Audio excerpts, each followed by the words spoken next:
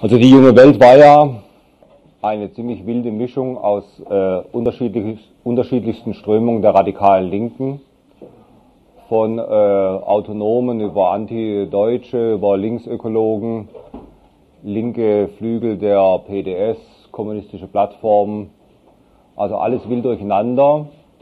Und diese Mischung hat ja auch einen Gutteil der Attraktivität der jungen Welt ausgemacht. Wenn es nach uns gegangen wäre, also nach der bisherigen Redaktion, hätte man diese Mischung auch beibehalten können. Es war uns auch klar, dass man bestimmte Dinge in der jungen Welt hätte verbessern müssen, aber das Mischungsverhältnis hätte so bleiben können. Im Laufe der letzten 4 Wochen und jetzt auch beim Analysieren der Restjunge Welt ist schon klar geworden, dass auch mit dieser Pluralität was faul war.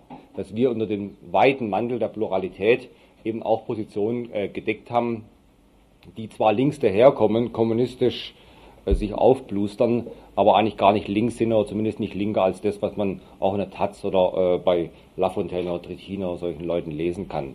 Und dass wir schon gesagt haben, wir wollen den Begriff Pluralismus eigentlich in der Form nicht mehr verwenden, sondern uns geht es auch schon um eine Akzentuierung dessen, wo die Grenzen sind für linke Publizistik und Journalismus. Und da haben wir erstmal 2 Eckpunkte ausgemacht. Zum einen ist es die Ablehnung von Volkstümelei. Und zwar die Ablehnung der Volkstümelei einfach aus dem Grund, weil sich das Neue in der Geschichte eigentlich immer gegen das Volksbewusstsein oder das Massenbewusstsein seinen Weg bahnen musste. Also diese Ablehnung der Volkstümelei ist das eine. Das andere hängt damit zusammen, ist dann mehr der politische Aspekt, dass wir ablehnen eine Orientierung auf Mehrheiten, sondern dass wir eine Minderheitenzeitung sein wollen. Das heißt, wir versprechen uns nichts davon, Politikberatung zu machen für regierungsgeile Oppositionsparteien. Und wir versprechen uns auch nichts davon, Seelenmassage zu machen für enttäuschte Untertanen. Was uns unterscheiden wird von der jungen Welt, ist, dass wir diese beiden Punkte etwas stärker akzentuieren wollen. Was es genau heißt, darüber gibt es viele Diskussionen, darüber müssen wir jetzt vielleicht auch hier diskutieren. Und dass natürlich eine Wochenzeitung bessere Möglichkeiten bietet für Hintergrundberichterstattung oder für einfach stärkere Entfaltung der linken Kontroverse. Das ist ja viel in der jungen Welt zu kurz gekommen, einfach weil man immer in der Hektik war, der Tagesarbeit und immer im Stress war. Und das können wir jetzt besser über eine Wochenzeitung planen.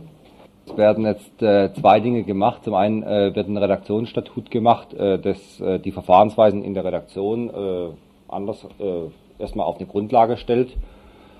Wahrscheinlich wird sogar ohne Chefredakteur gearbeitet. Man kann jetzt auch besser diskutieren, weil man nicht mehr an der Tageshektik ist. Es gibt halt eine Redaktionsvollversammlung, die bestimmte Dinge festlegt, und dann gibt es eine Kernredaktion, die das ausführt. Und da wird dann demokratisch vorgegangen, es wird Abwahlmöglichkeiten geben. Ne? Und was die Eigentumsverhältnisse angeht, wird eine GmbH gemacht. Und am liebsten hätten wir, dass Gesellschafter der GmbH der Verein der Redakteure ist. Also die Redakteure bilden einen eingetragenen Verein. Da wissen wir aber nicht genau, ob das geht, also juristisch. Und falls es nicht geht, sollen Gesellschafter der GmbH, sagen wir mal, 5 ausgewählte Leute werden. Und die Beschlüsse in der GmbH können dann nur einstimmig oder so, oder nur 4:1 getroffen werden.